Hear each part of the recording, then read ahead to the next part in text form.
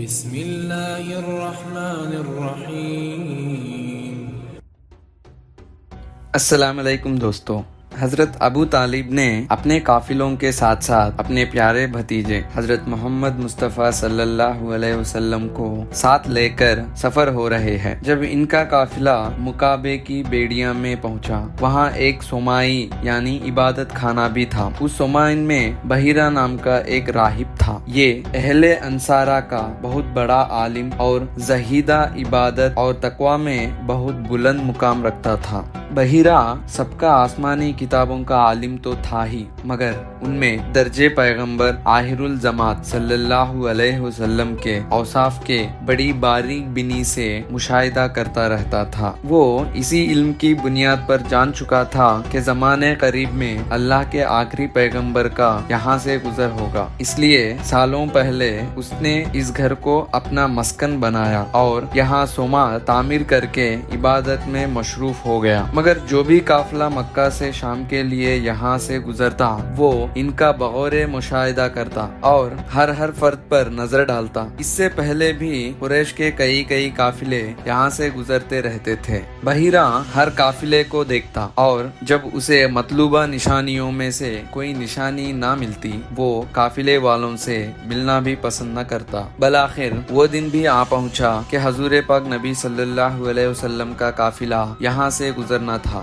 بحیرہ حسب عادت اپنے صومعہ کی چھت سے آنے والے قافلے کو دیکھ رہا تھا۔ سورج اپنی آب و تاب سے چمک رہا تھا، مگر بحیرہ نے دیکھا کہ اس قافلے پر ایک بادل کا ٹکڑا سایہ کیا ہوا ہے اور قافلوں کے ساتھ ساتھ چل رہا ہے۔ درختوں کی ٹہنیاں قافلوں کی طرف جھکی جا رہی ہے۔ بحیرہ نے جب یہ دیکھا تو جان میں جان آ گئی، بھاگتا ہوا نیچے اتر آیا۔ دل میں ایک امید جاگ اٹھی تھی کہ پیغمبر آخر الزما سے ملاقات کا وقت آ پہنچا۔ شاید اسی قافلوں میں ہے وہ جن کا میں سالوں سے انتظار کر رہا ہوں۔ انہی سوچوں کا عنوان لیے بحیرہ سومعہ سے باہر آ کر قافلے والوں کو قریب آتے دکھنے آنے لگا۔ قافلے والے سومعہ سے کچھ فاصلے پر آ کر پڑاؤ ڈال دیے۔ حضرت محمد صلی اللہ علیہ وسلم حضرت ابو طالب کے ہمراہ ایک درخت کے نیچے تشریف لے گئے۔ بحیرہ نے دیکھا کہ قافلے کے شرکا تو ایک طرف ہے، مگر حیرت ہے، بادلوں کا ٹکڑا جو ساتھ ساتھ چل رہا تھا وہ اس درخت کے اوپر سایہ کیا ہوا ہے جس کے نیچے حضرت محمد مصطفیٰ صلی اللہ علیہ وسلم رکے ہوئے تھے۔ بحیرہ یہ دیکھ کر مزید انتظار نہ کر سکا، واپس صومعین میں گیا اور قافلے والوں کو ایک شاندار دعوت کا اعلان کر دیا۔ جب دعوت تیار ہو گیا تو قافلوں کے پاس یہ کہہ کر دعوت بھیجی کہ اے قافلے قریش، میں نے تمہارے لیے دعوت تام کا اہتمام کیا ہے۔ میری خواہش ہے کہ تم سب لوگ میری اس دعوت میں شرکت حاصل کرو۔ چھوٹا بڑا غلام اور آزاد سبھی شریک ہو۔ قافلے والوں میں سے ایک شخص نے کہا، اللہ کی قسم اے بحیرہ، آج تو نے خلاف معمول کام کیا ہے، ضرور کوئی بات ہے۔ اس دعوت کا اہتمام تو نے پہلے کبھی نہیں کیا، جبکہ اکثر و بیشتر ہمارا گزر تیرے پاس سے ایسے ہوتا رہا ہے، پھر آج بات کیا ہے؟ بحیرہ نے اس کا جواب میں کہا، تو سچ کہتا ہے، بات وہی ہے جو تو کہتا ہے، لیکن تم میرے مہمان ہو۔ میری تمنا ہے کہ میں تمہاری مہمان نوازی کروں، اس لیے میں نے تم لوگوں کے لیے دعوت تام کا اہتمام کیا ہے، لہٰذا تم سب میری دعوت میں شریک ہو کر کھانا تناول کرو۔ چنانچہ قافلے کے سارے افراد بحیرہ کے اس دعوت میں شریک ہوئے۔ صرف آپ نے اس دعوت میں شرکت نہ ہو سکے کیونکہ آپ کو چچا ابو طالب نے درخت کے نیچے ٹہرنے کے لیے بولے اور قافلے کی دیکھ بھال کرنے کا ذمہ داری سونپی گئی۔ بحیرہ نے سب کو اپنی ہاتھوں سے کھانا ڈالنے لگا اور سب کو غور سے دیکھنے لگا، مگر کسی میں بھی اس شخص کی حامل شخصیت نظر نہیں آئی جس کی وہ پہچان کر چکا تھا اور جو صفات اس نے جو پڑھ لکھی تھی۔ چنانچہ وہ کہنے لگا، اے قافلے قریش، تم میں سے کوئی بھی ہرگز میرے دعوت میں پیچھے نہ رہ پائے۔ اہل قافلہ نے کہا، اے بحیرہ، تمہاری اس دعوت سے کوئی پیچھے نہیں، صرف ایک بچہ شریک نہیں ہو سکا کیونکہ وہ اب کم سن اور کم عمر ہے، اس لیے وہ قافلے والوں کی سامان کے پاس ہی رہ گیا۔ بحیرہ نے کہا، نہیں، ایسا نہ کرو، بلکہ اسے بھی میرے دعوت میں شریک ہونے کا موقع دو تاکہ وہ بھی تمہارے ساتھ مل کر کھانا کھائے۔ قافلے میں سے ایک شخص کھویا ہوا کہا، لات اور عزت کی قسم، یہ تو ہماری کم ظرفی ہوگی کہ عبداللہ بن عبد المطلب کا صاحبزادہ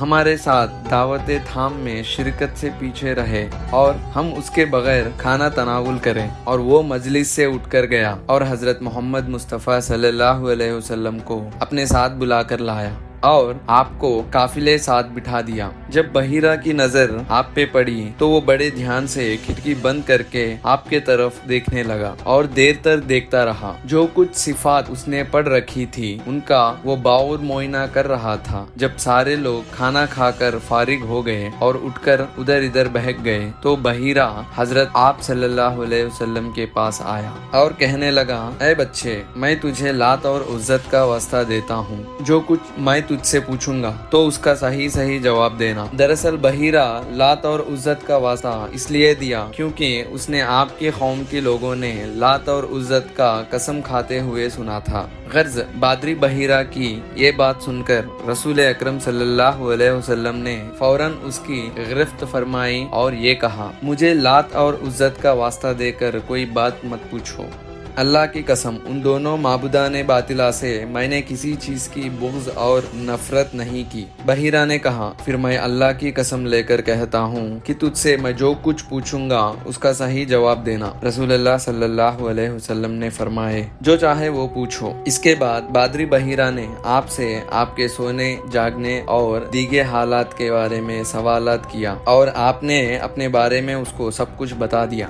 آپ کے جوابات سن کر بادری بحیرہ نے وہ سارے اوصاف اپنے مطالعہ اور مشاہدہ کے موافق پائے جو کچھ اس نے پڑھ رکھے تھے یا اپنے متعلق یا اپنے پیشواؤں سے سن رکھے تھے۔ پھر اس نے آپ کی پیٹھ پر دونوں کاندھوں کے درمیان مہار نبوت بھی دیکھی۔ بادری بحیرہ یہ سب دیکھنے اور سننے کے بعد آپ کے چچا حضرت ابو طالب کے پاس آیا اور پوچھا، یہ بچہ آپ کا کیا لگتا ہے؟ ابو طالب نے فرمائے، یہ میرا بچہ ہے۔ بادری بحیرہ نے کہا، یہ آپ کا بیٹا نہیں ہو سکتا، نہیں اس کا باپ زندہ ہو سکتا ہے۔ ابو طالب نے فرمایا، دراصل یہ میرے بھائی کا لخت جگر ہے۔ بادری بحیرہ نے پوچھا، اس کے والد کے متعلق بتائیں۔ ابو طالب نے بتایا، اس کے والد کا انتقال اسی وقت میں ہو گیا جب یہ شکاوے مادر میں تھا۔ بادری بحیرہ نے کہا، آپ نے سچ بتایا۔ اب آپ کے بچے کو لے کر پہلے فرصت میں اپنی وطن جائے، وہ یہودیوں سے ہوشیار رہیں۔ اللہ کی قسم، اگر یہود اس بچے کو دیکھیں گے جیسے میں نے نبوت کی نشانیات دیکھی وہ بھی دیکھ لیں گے تو اس کے ساتھ ناروا سلوک کریں گے اور ظلم ڈھائیں گے، کیونکہ مستقبل میں آپ کے اس بچے کی ایک عظیم شان ہونے والی ہے۔ اس لیے آپ جلدی سے اسے اس کے وطن لے کر چلے جائیں۔ ابو طالب نے جب باہر راہب کے یہ بات سنی تو ملک شام میں اپنے تجارتی کاروبار سے فراغت پاتے ہی فوراً اپنا وطن کو روانہ ہو گئے اور حضرت محمد مصطفیٰ صلی اللہ علیہ وسلم کو لے کر مکہ مکرمہ پہنچ گئے۔ اسی طرح کی ویڈیو کے لیے چینل کو سبسکرائب کیجیے۔ السلام علیکم۔